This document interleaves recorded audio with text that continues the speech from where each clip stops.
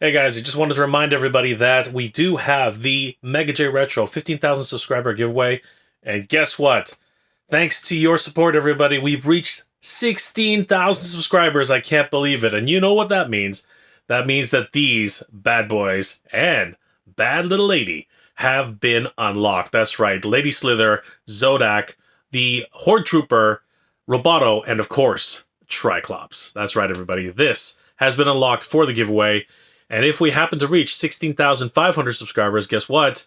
We'll be unlocking these bad boys as well. Chemicon, Grizzlor, and of course, Wondar. Can you believe that, guys? We're not that far. We're almost at 16,070 subscribers. So, guys, this is very, very possible to reach these 3 unlocks. This is, once again, in thanks for helping me reach 15,000 subscribers. I want to pay this forward and give back to the community that's been so good to me. And of course, don't forget, there's also the mftoys.ca giveaway for the Turtles of Grayskull Wave 1.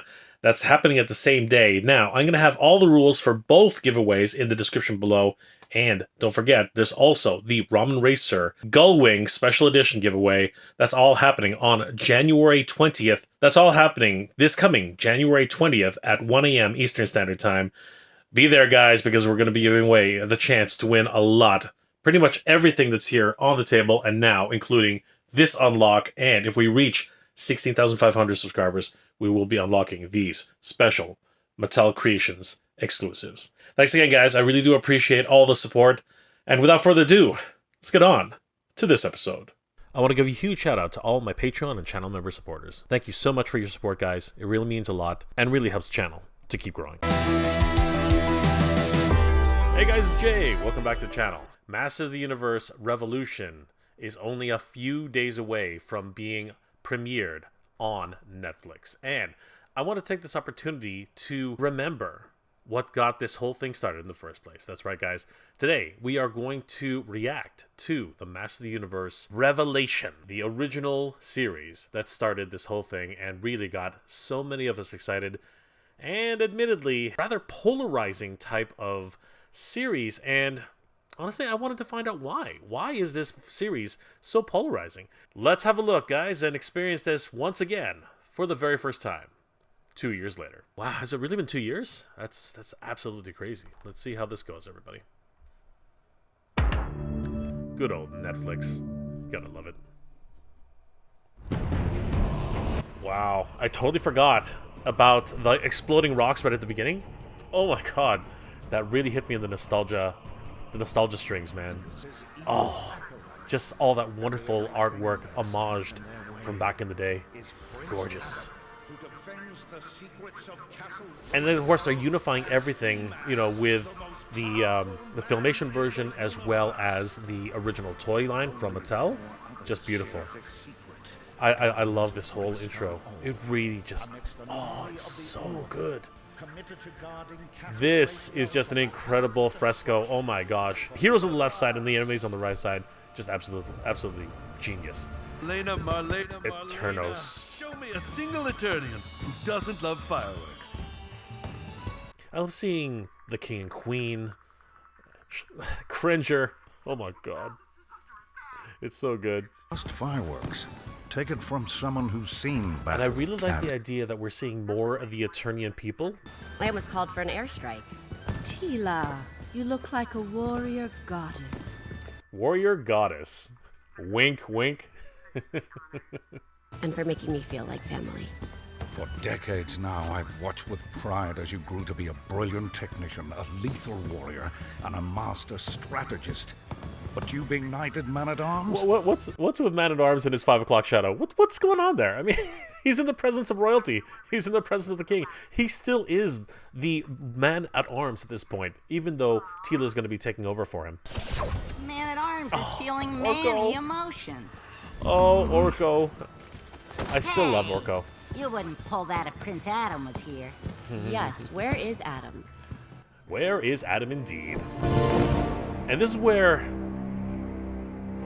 everything really starts to take shape.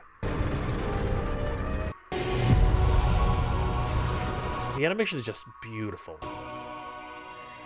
Just incredible. Powerhouse animation. Absolutely incredible. Day.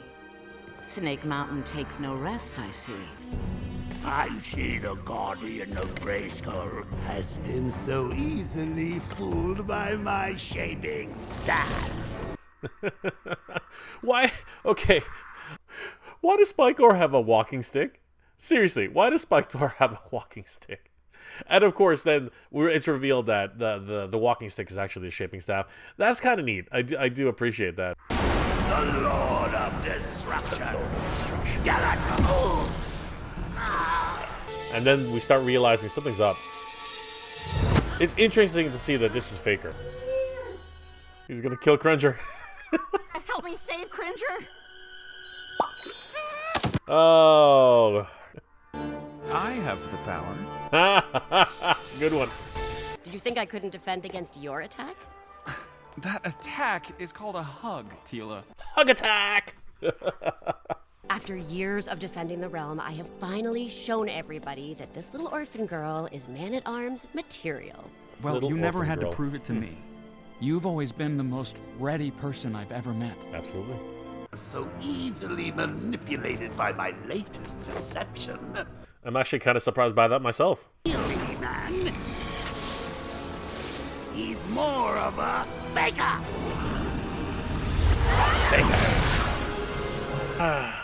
I don't think anybody... I think a lot of people were expecting Faker to be more like Blue Faker, right? Evil Lynn. Sorry, sorceress.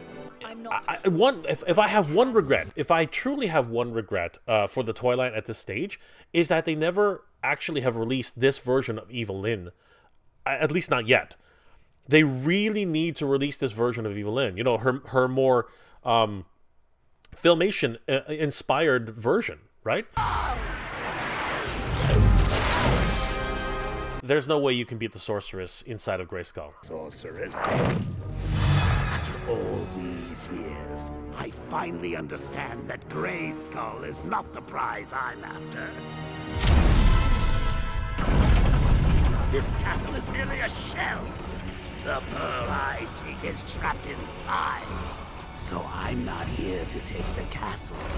I've come to tear Grayskull down, stone by stone. Are you strong enough to... Bashosaurus. I love it. The land shark. It's interesting because those two vehicles never, didn't have... I think the land shark showed up once in Filmation, but the Bashosaurus never, ever showed up. This was a great strategy, though, by Skeletor. You know, making the sorceress use up what strength she has to defend the castle, while he basically waits her out inside of Castle Grayskull, basically just making her deplete all of her energy and, you know, wean herself down until he can basically just waltz in and take over. Call your champion. Oh, Randor. It really is too bad that Prince Adam never had... Hear me, wherever you are. You know, he could have, right? Grayskull is under attack. I hereby dub you Man-at-Arms. The sorceress is in danger. Oh. Lead us into battle, man-at-arms. And there we go. For Eternia! Be careful, Adam. Marlena always knew. That's one thing. She always knew that Adam was He-Man, and I love that. Oh, here we go, everybody. I got shivers down my spine when I first saw this scene. By the power of Grayskull. I have the power!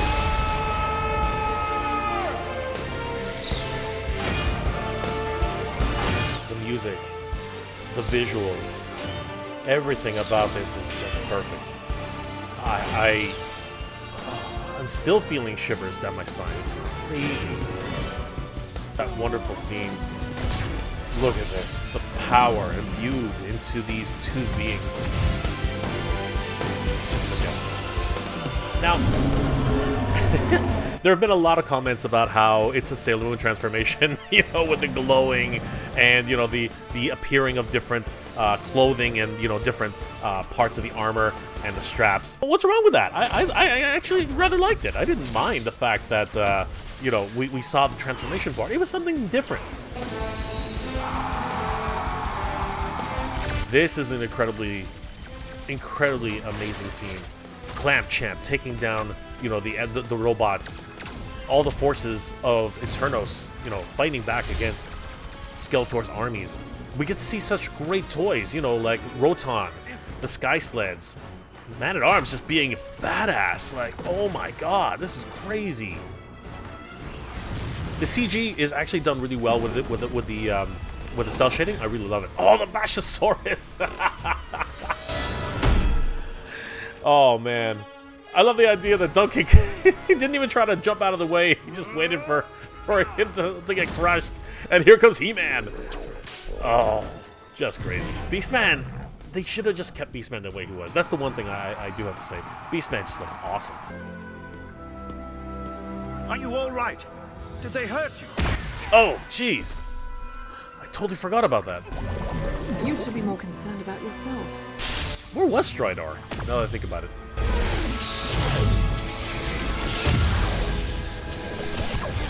Oh, Orko. Not like, I wonder if Grayskull gave him a little bit of extra ability while he's there. See, this is why, you know, Teela got her original costume. Evelyn needs her original costume as well. Oh, Night Stalker's broken loose. I'll handle this nightmare. Okay, that was badass. That really was badass. Duncan's still got it in him, and it's interesting because in the Filmation series, he did very little fighting.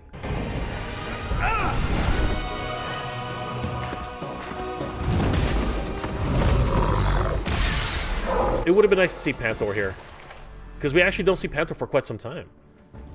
So glad you could join us, my dear. Wouldn't miss it for the world, Skeletor.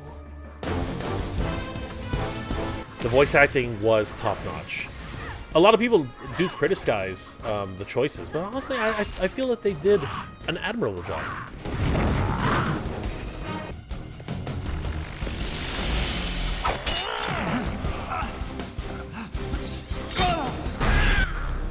This was fun.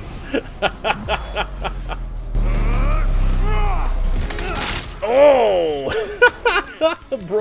broke his hand. I love it.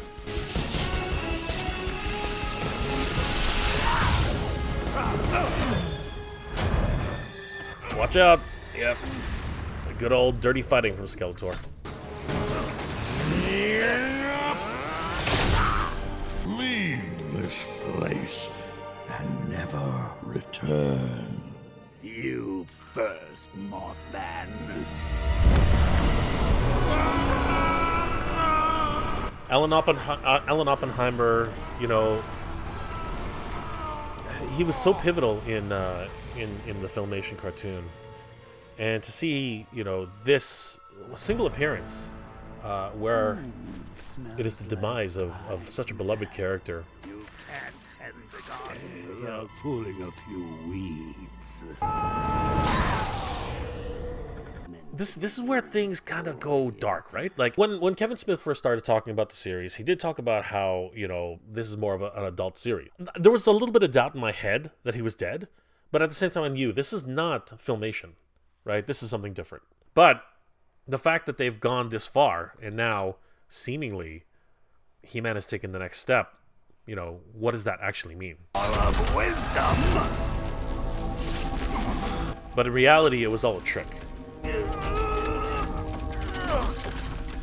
The Hall of Wisdom was the storehouse of all the knowledge of the universe, where the Council of Elders concentrated their powers into this magical orb. And to greedily protect their prize, the Elders created the illusion of Castle Grayskull, concealed the majestic Hall of Wisdom. Again, wonderful that they're unifying both like these series all together in one Will be mine. canon, you know?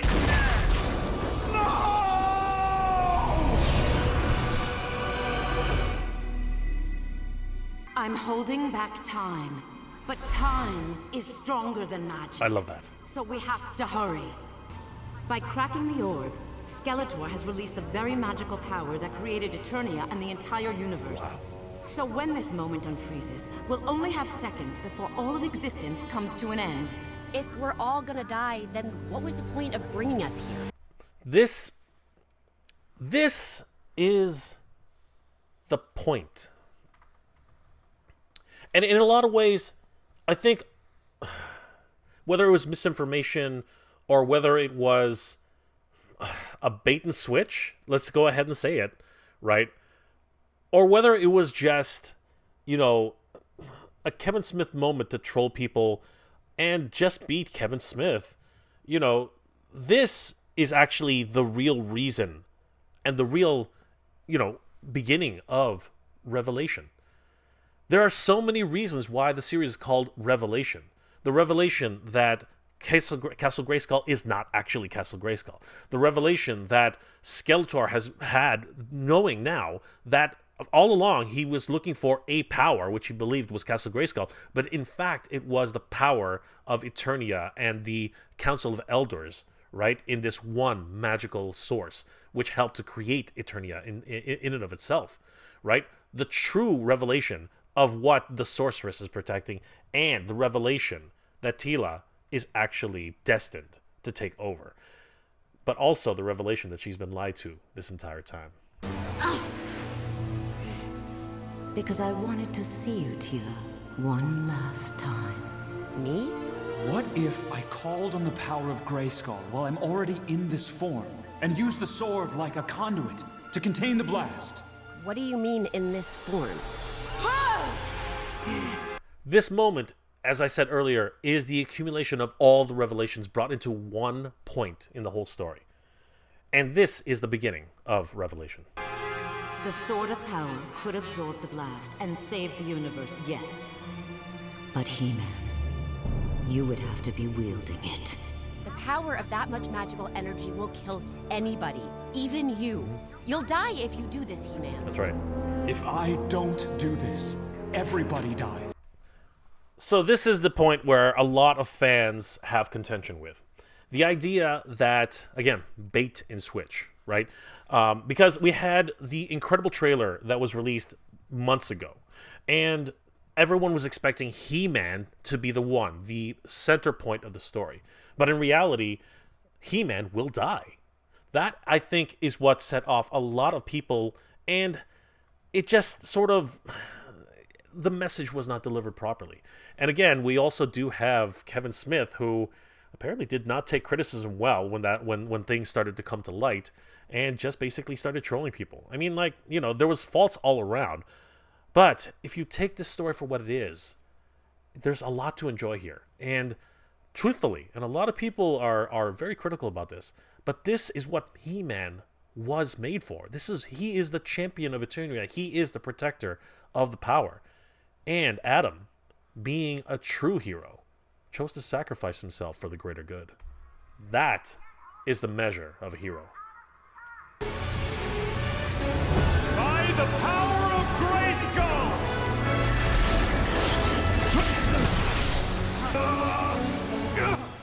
And here's the revelation for Tila to realize that she's been lied to her entire life. I find it fascinating that he split the sword in two, again, unifying the idea of the toy line and the cartoons. Just absolutely fabulous. We can see here now that the power is receding. Let the power return! So Battle Cat becomes Krenger, and then the realization that her best friend is actually the most powerful man in the universe. And that boy is holding all the power of the universe in his bare hands. I love it. We see the two colors of the sword, which reflects the toy line. The purple sword, which belongs to Skeletor and which he grasps for, and the golden sword, which is actually more like silver, which of course belongs to Prince Adam, or the hero of Grayskull. The hero of Eternia. The hero of the universe. Who made the ultimate sacrifice to save everybody.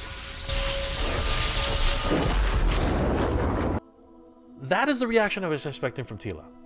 you know, the shock, you know, the fact that her best friend, her closest friend, I regret to inform your highnesses that during the battle with Skeletor, He-Man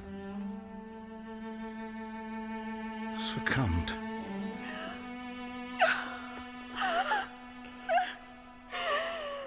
May he forever bask in the glow of his great reward in Preternia. Randor, we've lost our son. another revelation. What? A revelation that Adam is fine. Adam Isn't he? was He-Man. My lord, Prince Adam and He-Man? No. It can't be. My lord, I am so sorry you had to find out like this. But the prince ordered us to keep his secret. Get out. My liege? Get out! They need to move the story along. I get it.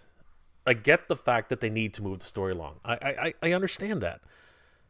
But this is so uncharacteristic of Randor. Randor is a good king. He's a good man. He is a kind and gentle ruler. And I understand he's succumbing to grief. And his anger lashing out at, you know, the one who was supposed to protect his son. I get it. But it's just, there's just so much about this scene that, and the next parts of it, just, oh my gosh, everything about this. I don't know, it just felt wrong. It did.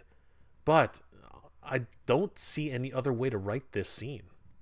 Unfortunately. I strip you of your title and banish you from the palace forever! And if I ever see you again, I will have you executed! There's the other thing. Again, it's so uncharacteristic of Randor to do that. Like, where's this coming from? I understand it's coming from grief. I understand it's coming from a place where he's lost his mind, right? Like in the moment where he lost his son and was told a grand secret, which again was kept from him for so long. But Duncan has been a loyal servant to him for so long, and yes, but what were you supposed to do? He-Man was always the hero fighting. Duncan was he's just the man-at-arms. But to declare that he is an enemy of the state, and if he ever returns, he will be executed, just absolutely shocking. As you wish, my liege. Tila, get this disgraced man-at-arms out of my sight! No. I am done with every one of you. Tila! You knew, didn't you? And you never said anything, not even to him. Everybody I ever trusted since I was a child knew Adam was He-Man. I have laid my life on the line for every one of you, but you're all a pack of liars. So, again, uncharacteristic of Tila, right? And again, stricken with grief, right? Confusion, disbelief. But again, I'm not sure if there's another way to write this. I think there is. I think there is another way to write this particular version of Tila. But I do have to say, this is probably the one point of the show where I do have to say I think they made a mistake here. I think that there could have been a different way of writing this. You know, her vitriol, the anger that she feels, she's lashing out and actually acting pretty damn childish. I will freely say that. This is totally not Tila. Adam was no different. Tila! And right there, scorning Adam? Why? I mean, he was your best friend. He was the one you relied in. She confided in Adam more than anybody else. They grew up together. Right? And he's gone. And then, again, instead of honoring him, she scorns him. Not, again, no. I think there could have been a better, I do believe there could have been a better way to write that. That's enough. Yes, it is. Because I've had enough. Enough of your secrets and lies. Enough of magic and the monsters it makes. Enough of the royal palace. And enough of Castle Grayskull to last me a lifetime. I'm done looking out for the people who never told me the truth. He-Man is gone. Skeletor is gone. And now,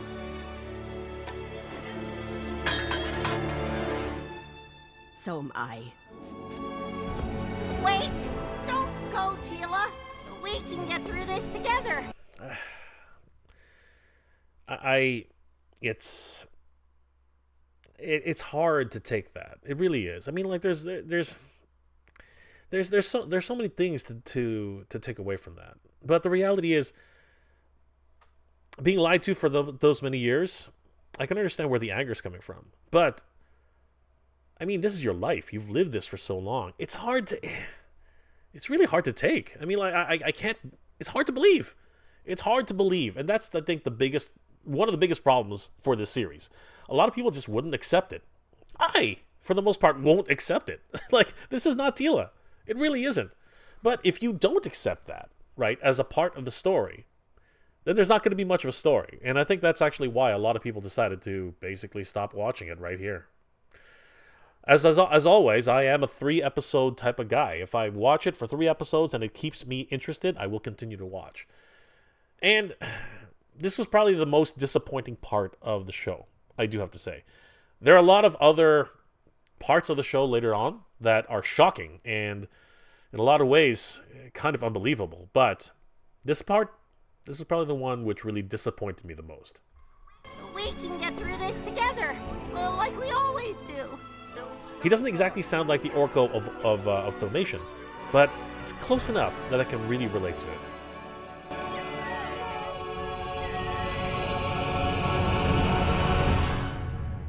Incredible. Just an absolutely incredible first episode. The ending, again, for me, Tila's departure, her outburst, it was selfish, in my opinion. Her best friend just died. Her kingdom is in shambles. Her king needs, the man-at-arms. Her father's been banished, the only real parent she's ever known, and she disowns all of them. She does everything that she can to separate herself from her past life. That really was the hardest part of this show to really accept. In a lot of ways, I really don't accept it. I don't think it was the right choice. Seriously, I think it was a mistake. I do actually believe that was probably the worst part of the story. And that's not saying that I didn't enjoy the series. I did enjoy the series, and I continue to enjoy the series. And in episode 2, there's a lot of good stuff in there too. So, honestly, I can see where a lot of people are coming from. I really can. But you have to give it a chance. That's the most important part about this show. Giving it a chance allows you to see what else is going on with this series. And for me, I'm so glad that I continue to watch it all the way to the end. Guys, I hope you really did enjoy this look back at Master Universe Revelation Episode 1. I'm hoping to do an entire series leading up to the launch of Master Universe Revolution. And each episode, I'm going to dissect exactly what it is about the series that has its triumphs and, of course, its shortcomings. Because, as I said many times, I really, really did enjoy the series. So join me for this whole week of reviewing and reacting to the Master Universe Revelation in celebration of Master Universe Revolution. We have the power, everybody. We have the power. And Master Universe Revelation continues all this week. Good journey, everybody. Geek proud.